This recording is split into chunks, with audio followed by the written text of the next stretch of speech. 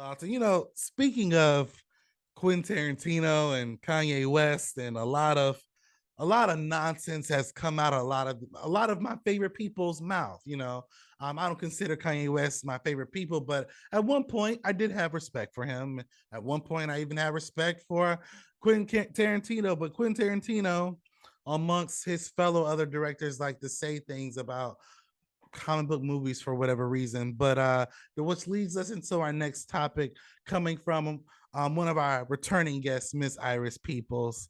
And Iris actually kind of agrees with Quentin to an extent. And she writes, hey guys, so I know you guys have been on top of the movie business game, but I want to let you guys know that Quentin Tarantino, one of my favorite directors, made some comments about comic book movies. He essentially said that the comic book movies actors are not movie stars, their characters are. And then when you really think about it, how many people are going to go see a what is she, she's Chris Evans movie, knowing the fact that he's not Steve Rogers Captain America. There's so many Chris Evans movies that are out there, but he didn't really blow up until he became Captain America.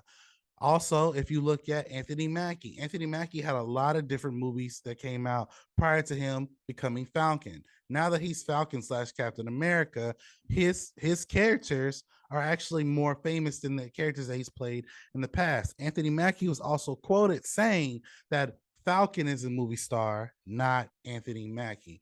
What do you think about Quentin Tarantino's comments? And also, what do you think about him saying these different things? And do you think that they're not movie stars because they play these particular characters? All right. Thank you for your question, Iris. Well, even with Anthony Mackie saying that, Falcon is a movie star, not him, because he was quoted in saying that prior to those comments came out from Quentin Tarantino, I would have to respectfully disagree, only because of these reasons. Sam Jackson actually made a very good point when he was on The View. He said that Chadwick Boseman was Chadwick Boseman before he became T'Challa. And like, I remember going to go see 42 because of Chadwick Boseman. I also remember to go see Get On Up because of Chadwick Boseman. I went to go see different movies that he was in the lead in because of him, prior to him becoming Black Panther. So when he became Black Panther, I think personally, I would say yes, Black Panther gave him, I guess, that stardom in a sense, but Chadwick Boseman was already a star before he became Black Panther. Take Sam Jackson. Sam Jackson is a culturally movie star. We know him from saying motherfucker in every movie he's in. The only time he's never said that is in an MCU movie because he can't say it. Yeah. Now he might be able to say it. Like there's a tease of him saying it when he's being disappeared in Avengers Endgame. I mean, Infinity War. But Sam Jackson is known across this whole world by playing multiple characters. I think one of his biggest roles, in my opinion, that made him a movie star was Pulp Fiction, where he's literally killing people and using the word motherfucker more than the whole script. I can only imagine says motherfucker this, motherfucker that, motherfucker this. Like, we know Sam Jackson for being the outright tough guy. I mean, Snakes on a Plane. He said, I'm tired of these motherfucking snakes on this motherfucking plane. Yeah. Okay, you brought up Chris Evans.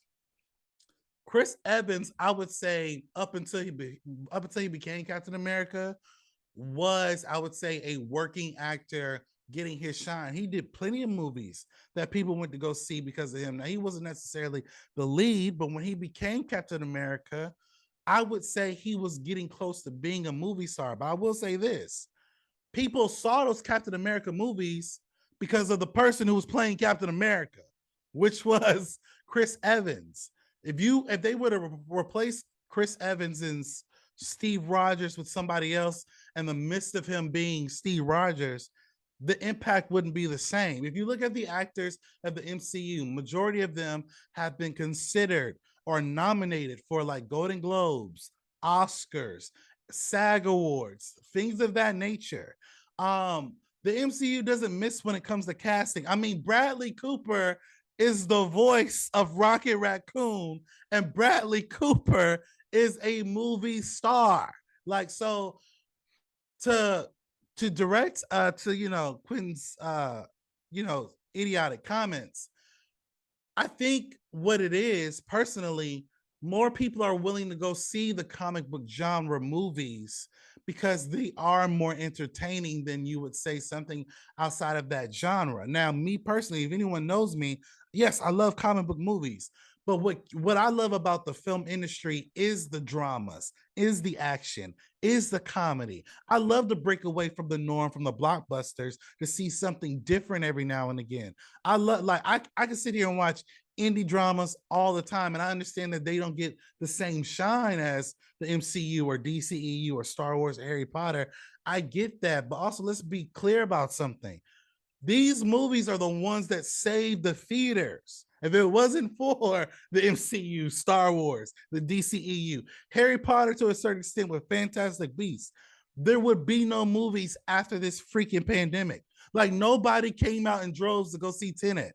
Nobody in droves came to go see Django or The Hateful Eight. Like, they did not do that, not because they weren't bad movies or anything like that. They didn't do it because those are a particular genre of fans that people are going to go watch, even though, again, Tenet is a pretty decent movie.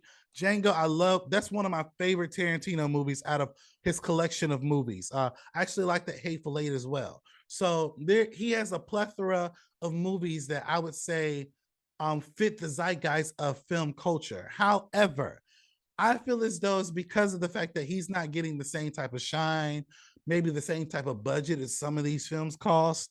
And on top of that, like, you're insulting actors that have been in your own movies. Sam Jackson is one of those people. So as I believe Bradley Cooper was in one of your movies as well, and he's part of the MCU as well. So my thing is I have to respectfully disagree because it takes the actor to make the character come alive.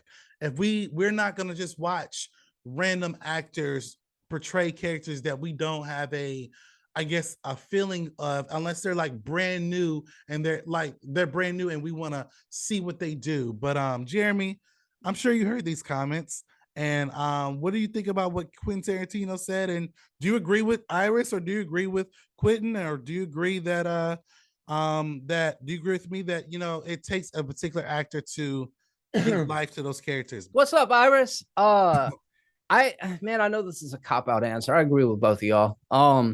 I watched Two Bears, One Cave, which Quentin Tarantino was sitting in on Tom Segura and Bert Kreischer's podcast. Bert wasn't available for that day. I think he's off on tour or something. So I watched the interview, and I will say from the bottom of my heart, I love Quentin Tarantino's movies, and I hate Quentin Tarantino so much.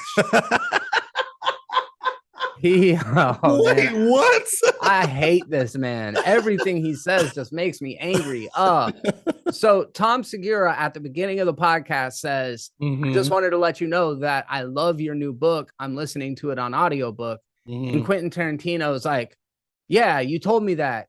Maybe you try a different format. You're not winning any points listening to it instead of reading it. And I'm like, how highly pretentious. The man just now gave you flowers and said, hey, I'm enjoying your work. So he didn't read it. He listens to it, and that's a fucking problem. Okay, whatever. A little bit later on in the episode, Tom Segura asks him, so you're not really wild about the movies that Marvel's putting out. Are there any filmmakers that you really do like? Quentin Tarantino refused to answer the question. He said he wasn't going to cheerlead and he wasn't going to dog out any other filmmakers. So he wouldn't give any other filmmakers respect or credit. No Eli Roth, no Robert Rodriguez, no Ari Aster, none of these new filmmakers that are putting stuff out. There's some really great films out there. Some of them you would think would speak to Tarantino's sensibilities. The only thing I could parse out in my mind, and this is more defending him and coming up with an excuse than it is his actual intent. But if he was like, look, I don't want to say one filmmaker is great because then I'm going to inevitably forget about so many others that are doing good work. So I don't want to shout out one because I can't shout them all out. That would have been a great political answer. But Right. instead he was like, no, I'm just not going to do that, which Right. it makes him look like a dickhead. So not of the question at hand.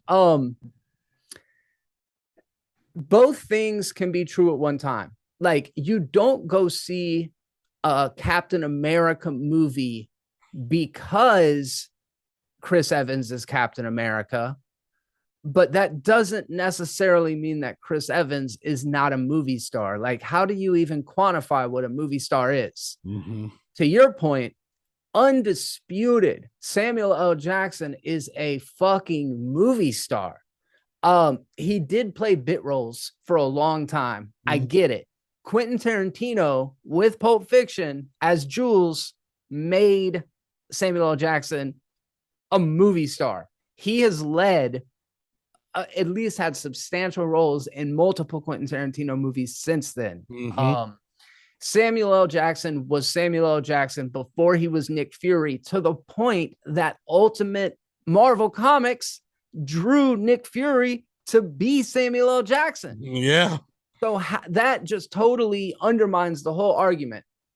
On the other hand, there aren't a lot of Marvel characters, actors portraying Marvel characters that are going to have that kind of draw. We've seen it with Chris Hemsworth. We've seen it with other cast members, but Chris Pratt is a movie star. He led the Jurassic franchise, regardless of how we feel about that, regardless of the critical reception. These are billion-dollar movies, $1 billion, $1 billion. So to say that somebody that is in billion-dollar movies is not a movie star it's obtuse. It is completely foolish. So I do believe that you go see Iron Man because you love Iron Man.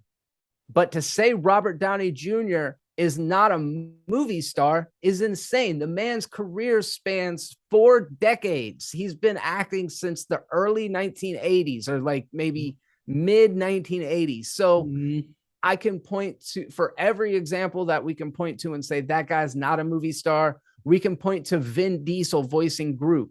To your point, Bradley Cooper voicing Rocket Raccoon. Michael Fassbender is another movie star who was in Quentin Tarantino's Inglourious Bastards. Yep. So not only is he disrespecting all of those actors that are in those movies, he's also disrespecting cast members for his films that helped elevate his films and make them the great movies that they are. Yeah. Jason Momoa. Yeah. Maybe not Henry Cavill as much. Ben Affleck. Like, you go over to the Warner Brothers DC side, these people are movie stars. John Cena. So like, I could go down the list. I think you and I are on the Johnson. same Yeah.